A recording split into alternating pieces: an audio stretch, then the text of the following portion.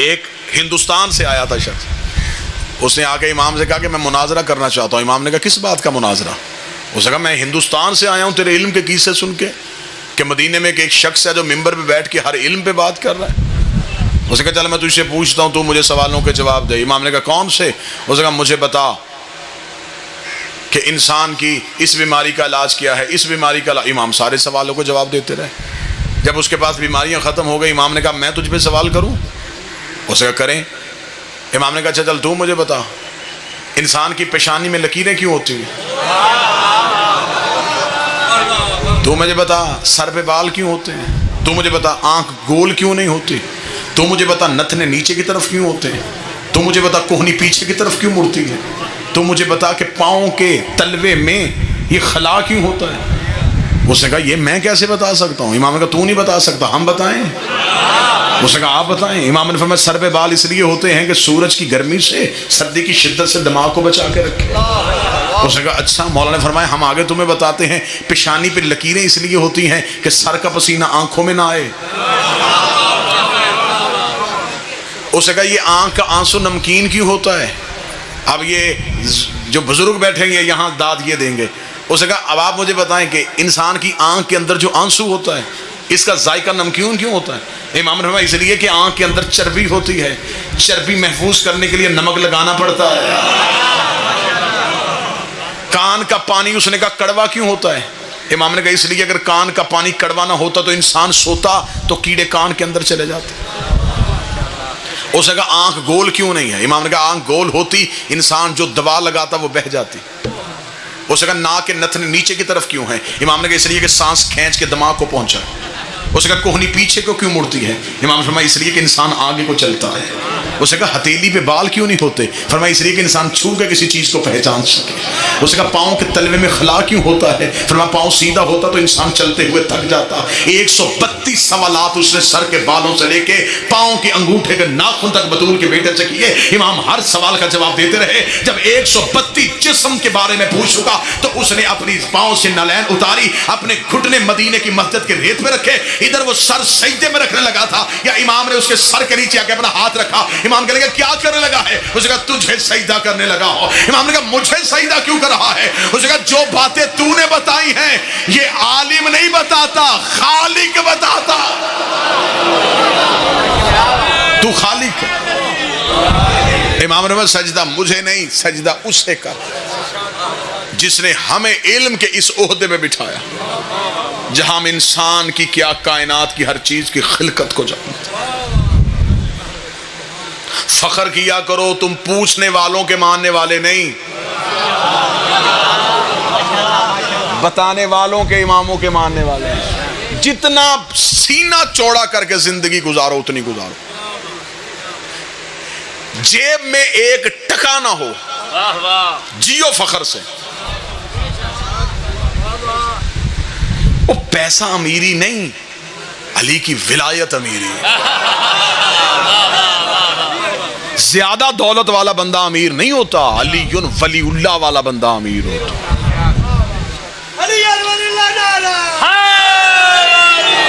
سینہ جوڑا کر کے جیو، فخر سے جیو، کیونکہ ہمارے پیر ہمارے امام ان کے ایڈریس یہ نہیں کہ ان کے پہلو میں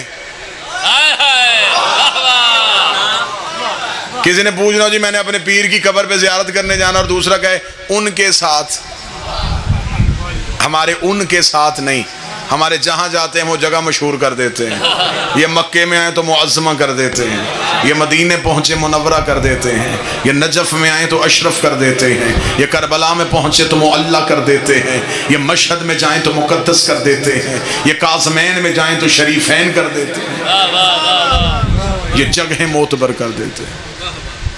آج بڑے شکر سجدہ شکر ادا کیا کرو کہ آج ایک فرمان سننے کے لیے کئی جگہوں سے تمہیں وہ فرمان نصیب ہو جاتا۔ مصر کا رہنے والا شخص تھا، امام صادق کا دور تھا۔ بھائی بڑی اہم بات، بڑا اہم مسئلہ واقعے میں سنانے لگا۔ بندہ مصر میں رہتا تھا، غصے میں اپنی عورت کو طلاق دے بیٹھا۔ مصر کے رہنے والے مولویوں سے پوچھا جواب سے مطمئن نہیں ہوا، سفر کیا، مدینے آ گیا۔ جب وہ مدینے پہنچا تو حکومت نے امام کو نظر بند کر دیا تھا، امام کے علم کی وجہ سے امام کو گھر کے اندر قید کر دیا گیا تھا۔ جب وہ مدینے پہنچا تو مدینے پہنچ کے اس نے لوگوں سے کہا کہ وارث رسول کہاں بیٹھا ہے؟ انہوں نے کہا دربار میں۔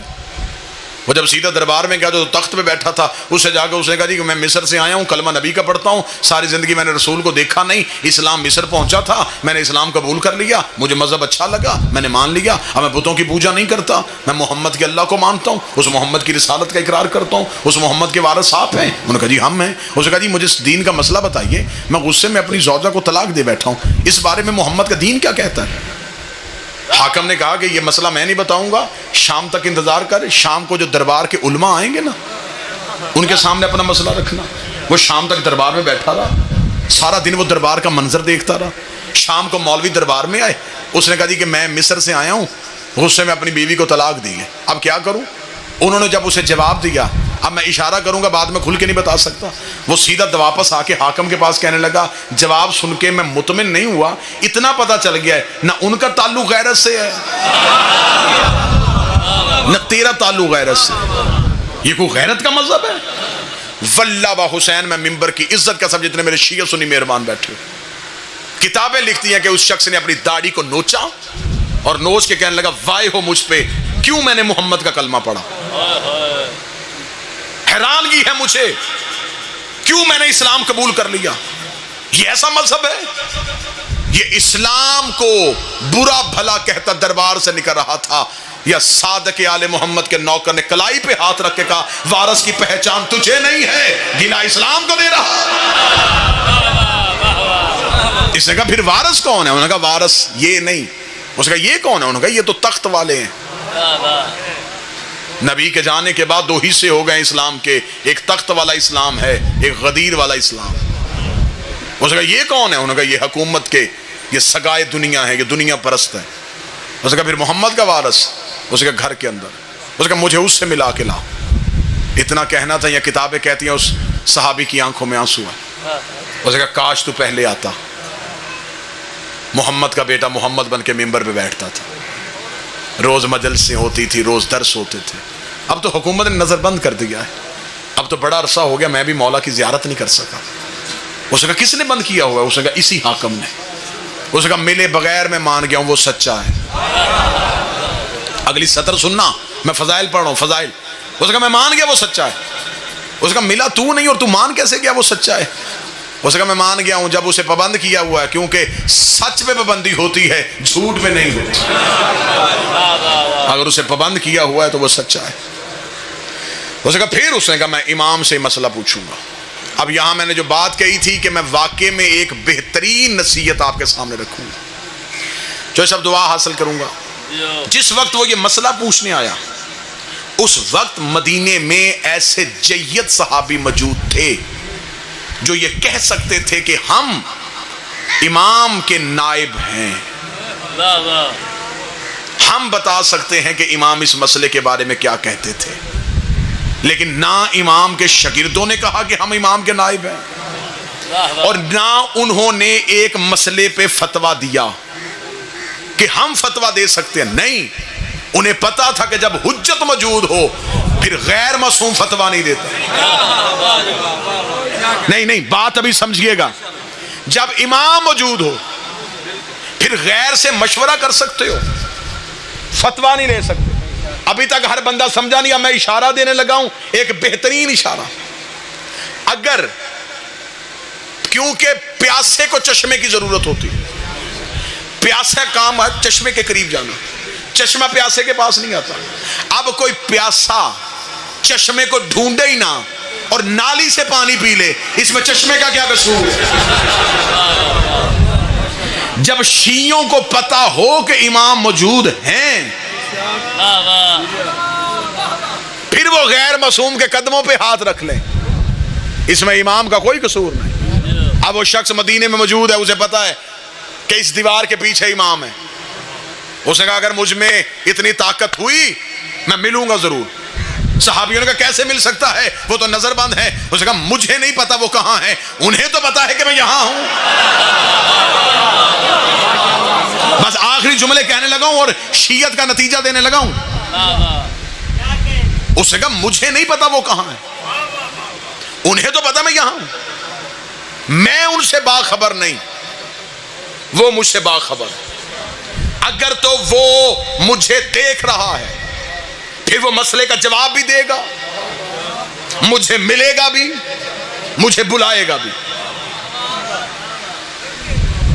انہوں نے کہا ایک دفعہ گلی میں جا کے حالت دیکھ. جب وہ محلہ بنی ہاشم میں پہنچا تو اس نے کیا دیکھا؟ سپاہی, فوجیں, چھتوں پہ سپاہی کھڑے. امام کی گلی میں مخبروں نے گھر کرائے میں لیے ہوئے تھے, وہ دروازوں کی اندر سے دیکھ رہے تھے کہ امام سے ملنے کوئی نہیں آیا. اتنا سخت پہرا. چلا گیا مدینے کے باہر. میں پوری ذمہ داری کے ساتھ گجرات کی سرزمین پہ یہ اعلان کرنے لگا ہوں, 3 مہینے تک وہ شیعہ مدینے کی گلیوں میں پھرتا رہا, ایک مسئلے کے لیے. نہ کسی مولوی سے پوچھا, نہ کسی غیر معصوم سے پوچھا. 3 مہینے تک مدینے کی گلیوں میں امام سے ملاقات نہیں ہو رہی. تھک کے مدینے کے باہر جا کے بیٹھ گیا. بیٹھ کے کہنے لگا قصور میرا ہے, میرے اندر کوئی ایسی غلطی ہے جس کی وجہ سے تو مجھے مل نہیں رہا. شاید تجھے میری محنت پہ یقین نہیں. جنازہ اٹھے گا میرا یہاں سے, تجھے ملے بغیر نہیں جاؤں گا.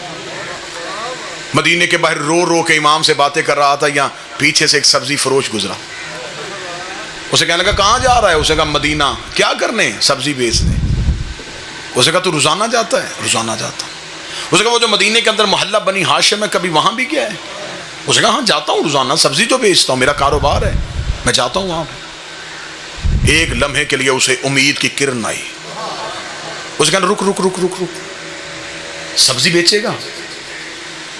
اسے کہا کیا لے گا؟ اسے کہا ساری سبزی بیچ. نہیں, شاید آپ ابھی تک ذہنی طور پہ قریب نہیں ہوئے. اب میں جس دہلیز میں داخل ہونے لگا ہوں اب تمہارے جسم یہاں ہوں گے, روحیں یہاں نہیں ہوں گی. سبزی بیچے گا؟ اسے کہا کتنی؟ اسے کہا ساری. لباس بھی بیچ دے, میرے کپڑے تو پہن, اپنے کپڑے مجھے پہنو. سبزی فروش بن گیا. سر پہ رکھی سبزی کی ٹوکری, سبزی فروش بن کے مدینے میں داخل ہوا. میرا بادشاہ حسین میرے لفظوں میں اتنی طاقت دے دینا کہ یہ لفظ تمہارے دلوں میں اتریں اور ایک بندہ مجمع سے چہرے میں چمک لے کے آنکھوں میں ولایت کی مسکراہٹ کے ساتھ یہاں پہ جواب دے دے کتنا اچھا شیعہ تھا, امام کی محبت میں سبزی فروش بن گیا, ضمیر فروش نہیں بنا. ہائے ہائے ہائے, محبت مولا میں روح بدل گئی.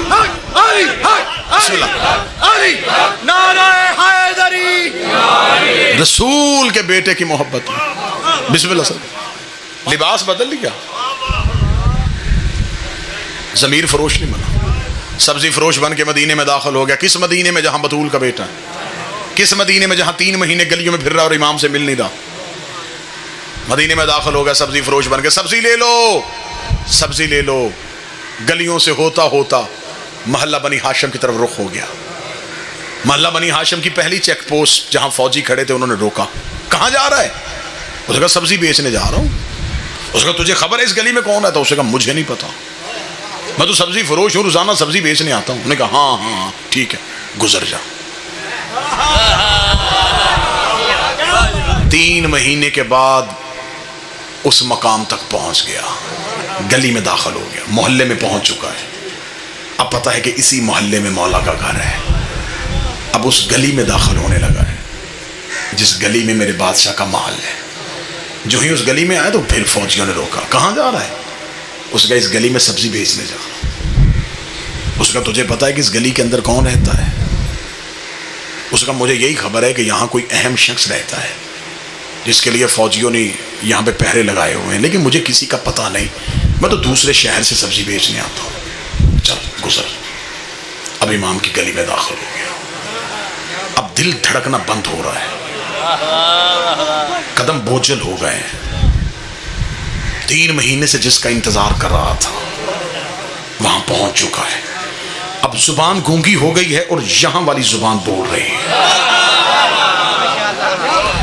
دھڑکنیں گفتگو کر رہی ہیں، دل کے لہجے سے بول رہا ہے، زبان بالکل چپ ہے، یہ دل بول رہا ہے کہ دیکھ اب میں یہاں تک آ گیا ہوں، اب میرا اتنا امتحان نہ لے، اب میری محبت کی قدر کر لے، میں بڑی مشکلوں سے یہاں تک پہنچا ہوں، اب تو جہاں بھی ہے مجھے بلا لے، چل مجھے سوال کا جواب نہ دینا، مجھے صرف زیارت کروا دے، میں صرف دیکھنا چاہتا ہوں کہ محمد کیسے تھے، میں دیکھنا چاہتا ہوں علی کا حسن کیسا تھا، میں دیکھنا چاہتا ہوں حسین کریم کتنا تھا۔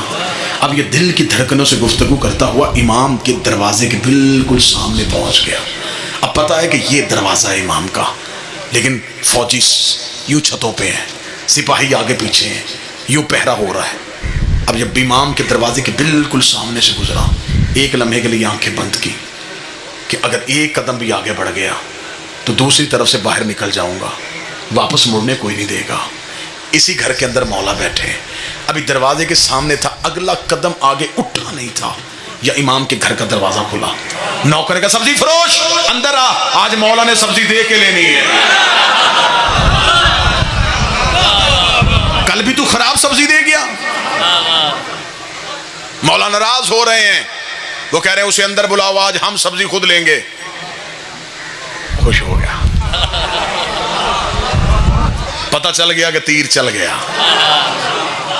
دھڑکنے سمجھ گیا، وہ گفتگو بات بھانپ گیا، وہ جلدی سے امام کے دروازے میں فوجیوں نے سامنے تلواریں نیزے کی، کدھر؟ اسے کہا یہ غلام کہہ رہا ہے کہ اس کے مولا نے بلایا۔ اسے کہا تمہیں پتہ ہے اندر کون بیٹھا ہے؟ اندر شیعوں کا امام بیٹھا ہے، پابندی لگائی ہے حکومت نے، کوئی اسے مل نہیں سکتا، اور تو اتنی جلدی جائے گا؟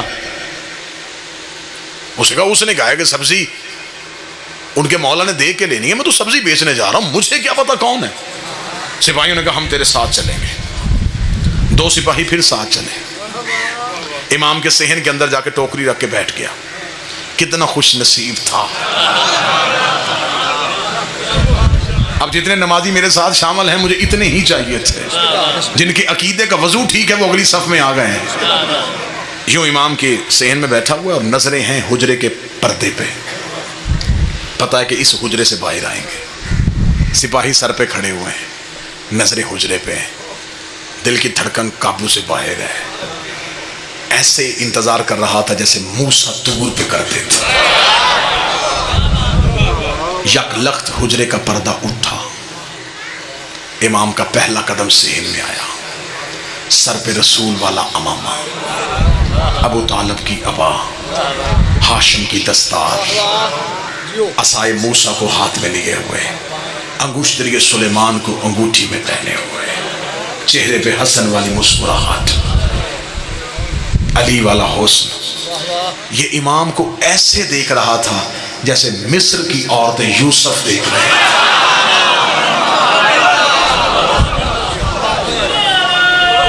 بسم اللہ۔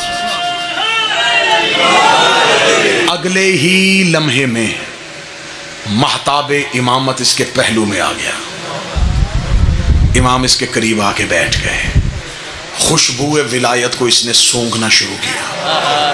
امام نے اس کے قریب بیٹھ کے ٹوکری سے کپڑا ہٹایا، امام نے سبزی چننی شروع کی۔ یہ امام کا چہرہ دیکھ رہا ہے، سوالی کو سوال بھول گیا، سائل کو خبر ہی نہیں کہ میں کہاں پہ ہوں۔ یہ امام کا چہرہ دیکھ رہا تھا، اس نے سپاہیوں کی طرف دیکھا، اپنا چہرہ امام کے بالکل قریب کیا۔ اب یہ چہرہ قریب کر رہا تھا، امام نے کہا تیری طلاق نہیں ہوئی۔ کوئی ایک بندہ تو ہوگا جو قدر کرے گا، کوئی ایک بندہ تو ہوگا جو 35-40 منٹ کا معاوضہ مجھے دعا کی صورت میں دے دے۔ تیری بسم اللہ یا علی۔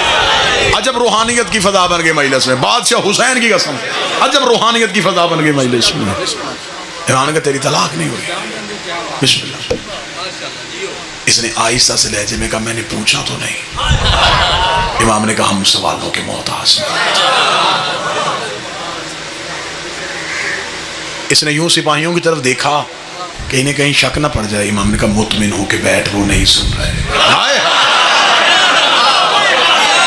ہائے ہائے،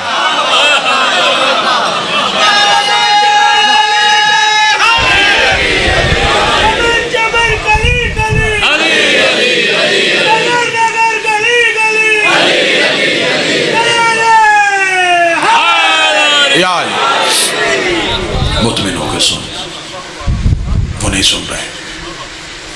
مالک کیوں؟ فرمایا ہم وہی ہیں جو معراج کے پردے میں بولے تھے. اس کا مولا 3 مہینے سے بیٹھا ہوں مدینے میں، مصر واپس جاؤں گا.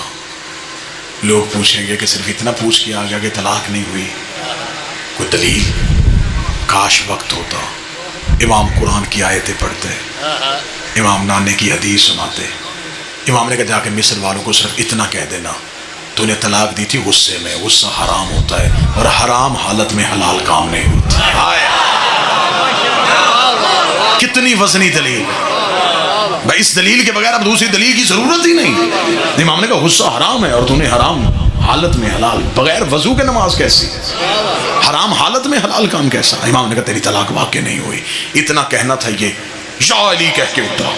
سپاہیوں کی آنکھیں کھل گئیں، اس کو دونوں کاندھوں سے پکڑا. اچھا تو بھی محب ہے، بھیس بدل کے آیا تھا، تو نے ہمیں دھوکہ دیا، ہم تمہیں زندان میں ڈالیں گے، یہ کہہ کے کھینچ کے لے کے جا رہے تھے. اس کے چہرہ امام کی آنکھوں پہ تھا، امام کے چہرے پہ ہلکی سی مسکراہٹ تھی. اس کا اب مجھے کوئی ڈر نہیں ہے، اب چاہے یہ مجھے قتل بھی کر دے، مجھے زندگی کا مزہ آ گیا، میں نے تیری زیارت کر لی ہے، اب مجھے زندگی سے محبت نہیں رہی. لیکن جاتے جاتے مجھے ایک سوال کا جواب دے دے. 3 مہینے جو میں مدینے میں پھرتا رہا، کئی دفعہ میں مصر واپس جانے لگا، آدھے رستے سے واپس آیا، مجھے کون سی چیز ہے جو واپس جانے نہیں دیتی تھی؟ امام نے کہا اگر تیری ماں آدھے رستے سے واپس نہ آئی ہوتی تو بھی آدھے رستے سے واپس نہ.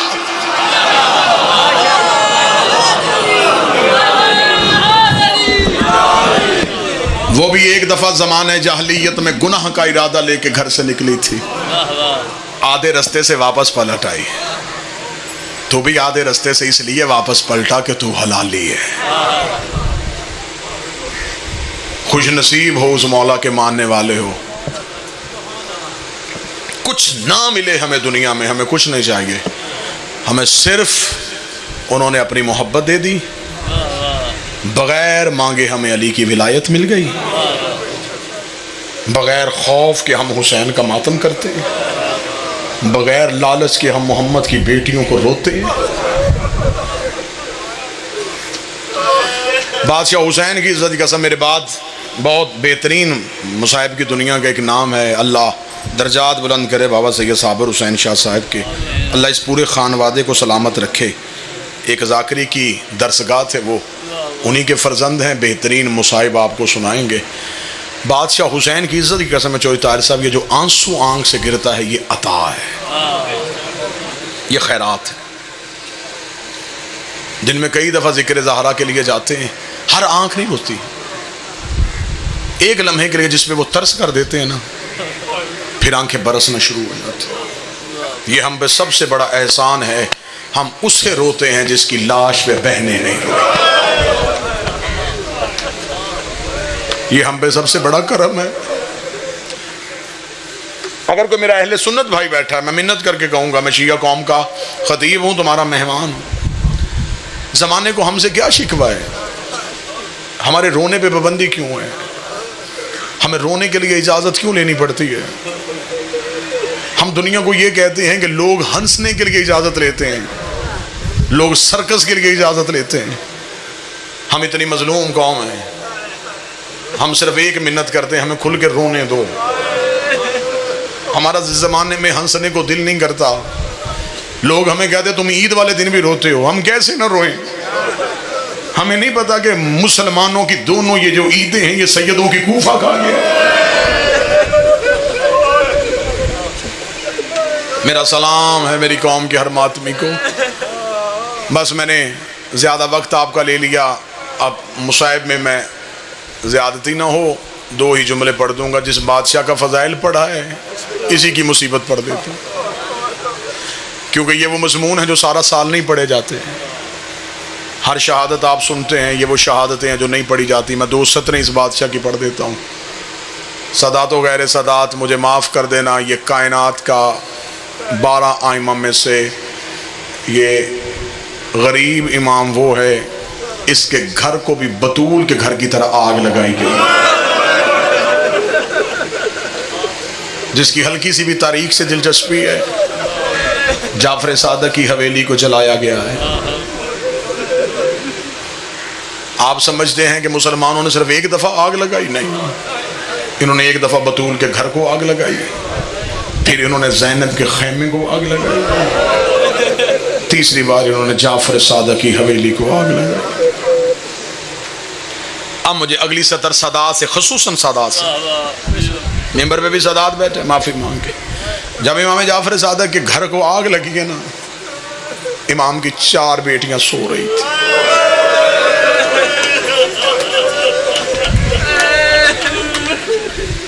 منصور کے کہنے پہ ابن زید ملعون آگ لگانے کے لیے آیا، بس 1 یا 2 جملے پڑھنے، میں نے 1.5 یا 2 منٹ کوشش کرنا، 1.5 یا 2 منٹ میں ماتم بھی ہو جائے، گریہ بھی ہو جائے، جو رو نہ سکے وہ ہائے کہہ دے، وہ بھی عبادت میں شامل ہو جائے گا، اس کی بھی عشق کی نماز مکمل ہو جائے گی۔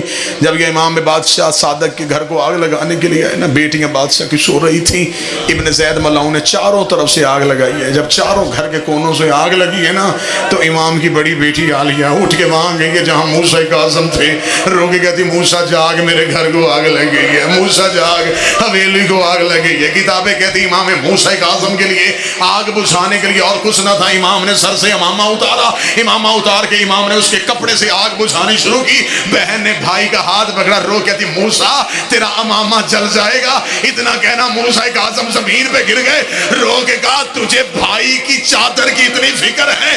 ہائے شام غریبا، میری ماں زینب رو کے کہتی سجاد آنکھیں کھول، تیرے بستر کو آگ لگ۔